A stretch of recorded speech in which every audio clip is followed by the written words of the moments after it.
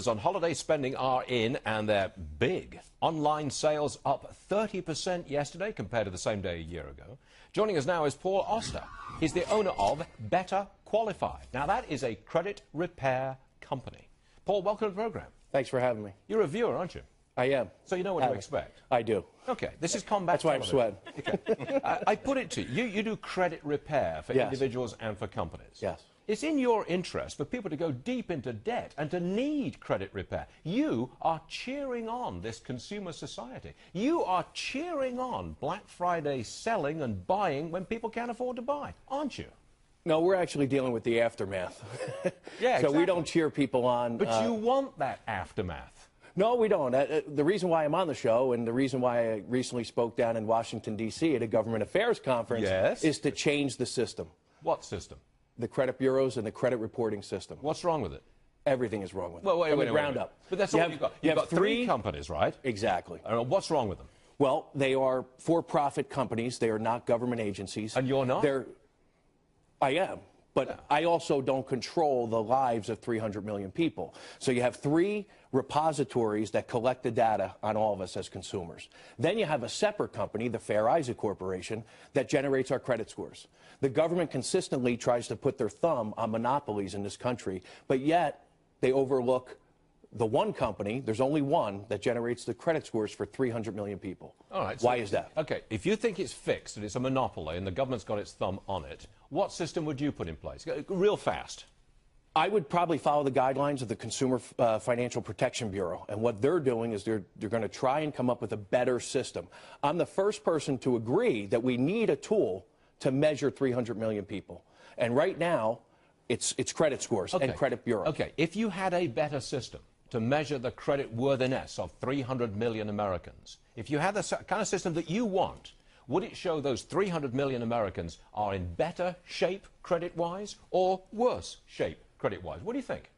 I think it would show that they're in better shape than they actually are, because everyone was stricken with the downturn of the markets and the housing debacle that we all face. So when someone has a 130-day late payment and it costs them 30 points in their credit score, but yet they've paid their bills on time for the past 20 years, to me, that's a flawed system. It's interesting. How much do you charge to rectify somebody's bad credit? That depends upon the amount of work that has to be done. There's not a fixed price in place. So Stuart Varney comes to you, and I've got average cost is $800. $800. That's right. So if I've got a lousy credit score, that would be, say, 500. That's a pretty bad score, isn't it? That's a bad score. I pay you $800 and you get me a score of 700?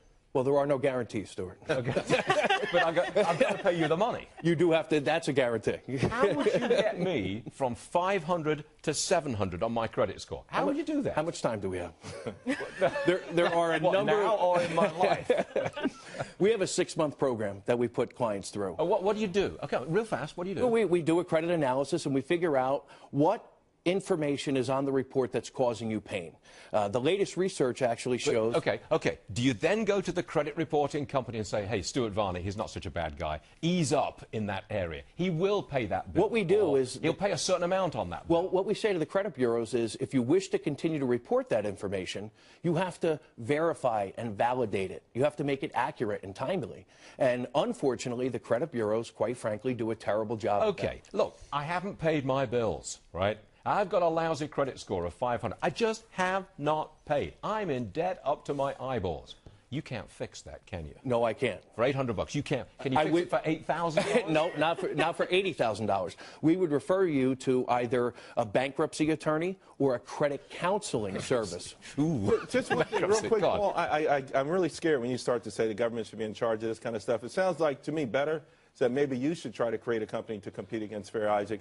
But I like where your head's at. I know people in banking, and you're talking about this one. You want to give it from one entity to another single entity. No, I just think it should be more regulated, not controlled, more regulated, because I don't think anybody would argue with the fact that the system that's in place right now is not working. Wait a minute. The current system, which you don't like, is serving up customers to you for an average of $800. That's right. To fix the system. Call me crazy. Call me crazy. Put me out of business.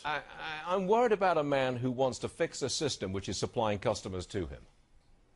Some people call me crazy, but that's the reality of the situation. I went into this business. I was in the mortgage industry as a mortgage broker. And I went into the credit repair organization. Mortgage broker. Right. Oh, well. But at the end of the day, I truly went into the industry to change the system, not to take money from clients. But fortunately, over the past 7 years, we've helped lots of people fight the system. You know, I'm just bleeding right here, man. Yeah, are you a bleeding heart liberal, Stuart? Because that's not what I've seen. No, you watched the show.